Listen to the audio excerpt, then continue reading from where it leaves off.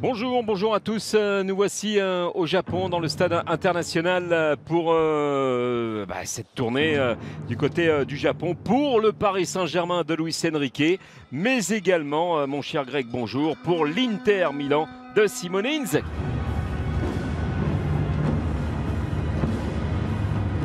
Allez, la compo du Paris Saint-Germain de Luis Enrique. Adepte du 4-3-3, on va voir l'organisation mise en place par Luis Enrique. Donnarumma dans les buts, Hakimi à droite, Lucas Hernandez à gauche, une charnière Skriniar-Marquinhos, Ugarte en pointe basse, Vitinha, Warren, Zaïre Emery au milieu de terrain, Carlos Soler, Asensio. La formation de Simone Inzaghi qui ne bouge pas dans ce 3-5-2. Stankovic dans les buts, plus de Onana parti à Manu. Darmian, Acerbi, Bastoni dans cette défense à 3, Calhanoglu en pointe basse, Dumfries couloir droit, Di Marco couloir gauche, Mkhitaryan, Barella pour animer aussi ce milieu de terrain, et puis devant la paire Lautaro Martinez, Marcus Thuram. Allez, coup d'envoi de ce Paris Saint-Germain Inter au Japan National Stadium au Japon, la tournée japonaise pour les hommes de Luis Enrique, mais également pour les hommes de Simone Inzaghi. On est à une dizaine de jours de la reprise du championnat de France, de Ligue 1, et un petit peu plus pour les Italiens. Donc là, on va commencer à se jauger aussi, puisque il avait testé Inzaghi et ça a largement marché. Et il a été sortir ce ballon, Stankovic. Remise en jeu, Lucas Hernandez, Milan Skriniar. Ça c'est très bien fait du côté du Paris Saint-Germain. Vitinha, Asensio, Ugarte, Fabian Ruiz, Soler, Ugarte. Oh, c'est bien vu ça, il va falloir tenter en retrait. Le poteau, extraordinaire jeu et mouvement collectif du Paris Saint-Germain, et le poteau pour Asensio qui vient sauver Stankovic. Le jeune Parisien. Alors, on voit ce ballon d'Ugarte par-dessus, c'est très bien fait.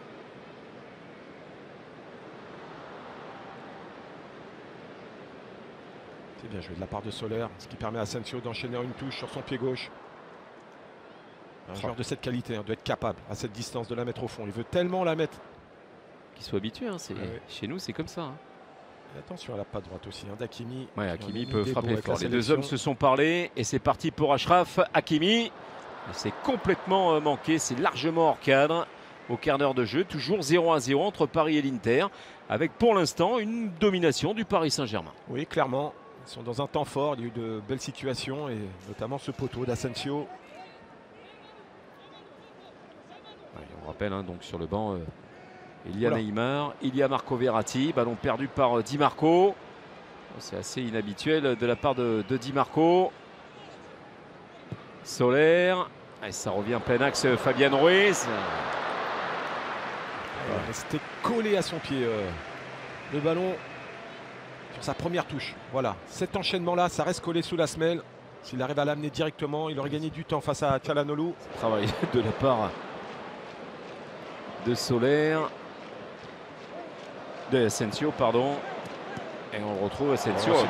Il régale en plus avec ce ballon dans les pieds de Achraf Hakimi.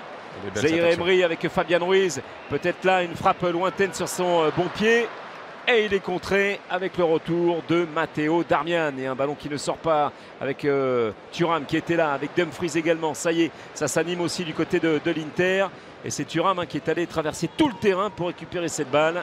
C'est bien vu, Lautaro Martinez devant Achraf Hakimi, Di Marco, Lautaro Martinez. Lautaro, il va vouloir frapper de loin, elle est légèrement déviée cette balle. Sans problème pour Donnarumma, alors que Barella l'a réclamé dans les pieds. Mais il a tenté, Lautaro. Et là, c'était une énorme séquence des deux côtés. L'action des Parisiens. Et d'un seul coup, on apprend que voilà, bon, il y a la Juve qui est dessus, mais moi je mets toujours un petit bémol parce que il peut toujours y avoir un revirement encore de situation. Lucas Hernandez, le relais. Un peu compliqué là. Un tout petit peu compliqué. Ça y est, c'est levé. Luis Enrique. Toujours des soucis dans la finition. Là, il y a encore un bon travail de Lucas Hernandez. Il cherche un relais. La bonne remise d'Asensio. Techniquement, c'est bien fait. Il y a des chèques qui font la différence, c'est toujours pareil.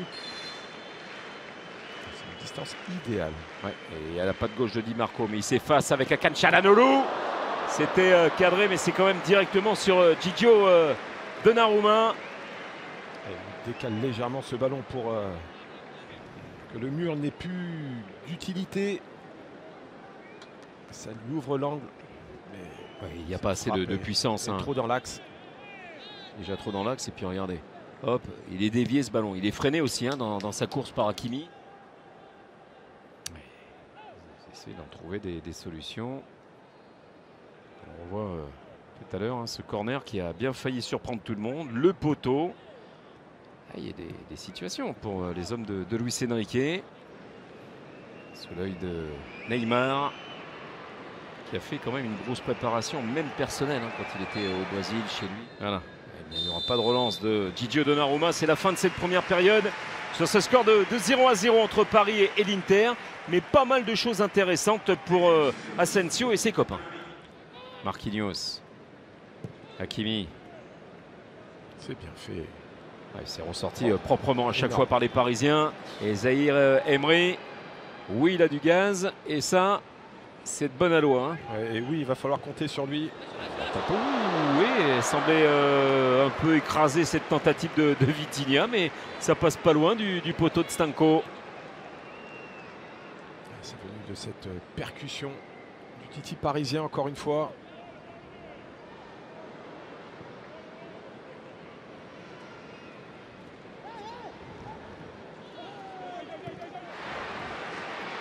Oui, c'est là où il va falloir pour Paris s'activer.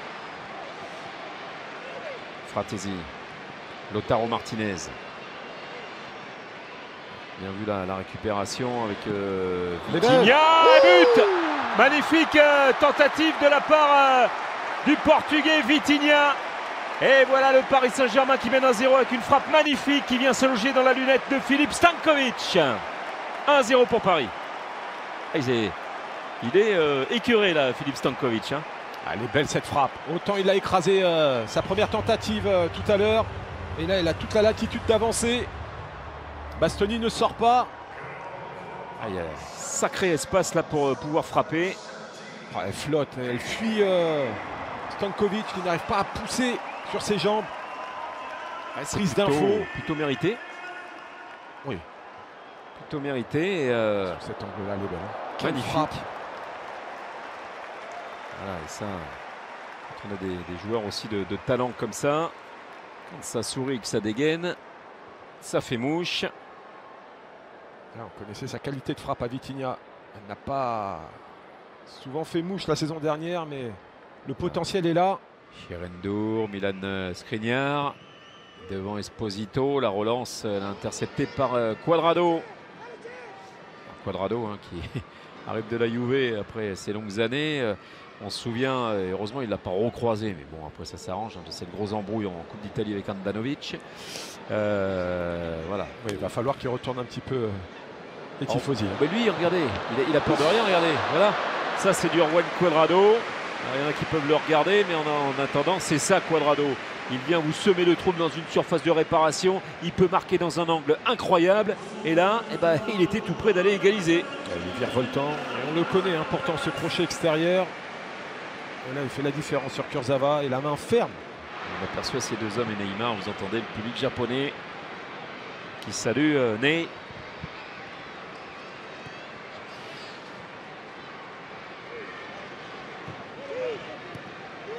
C'est bien joué. Bien fait Cuadrado, la déviation avec Fratesi à droite et Esposito. Il va y aller, Fratesi, Esposito.